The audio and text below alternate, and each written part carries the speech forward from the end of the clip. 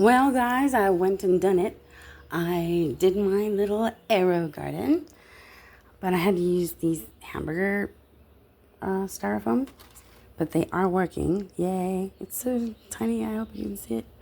But we're doing our best, you know.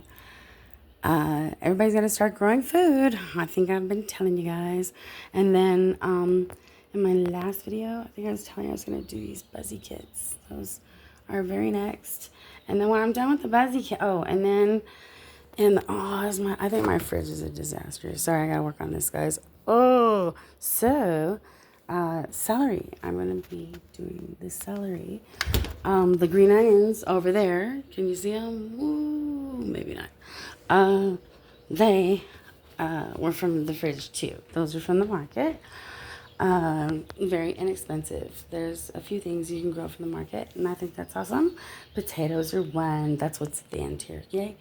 And so, just wanted to tell you guys, you can get the pods by themselves, and that's not expensive at all. And so, the machine is great to have. I've had a couple, but as you know, anyway, and if you don't know, you'll find out. It's been adventurous to say the least. What a masterpiece of understatement, no?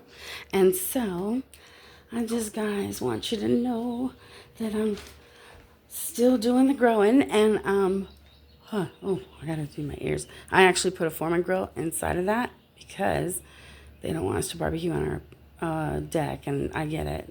I was like, is food the issue? They're like, no, the coal is. So, yay, it's going to work out.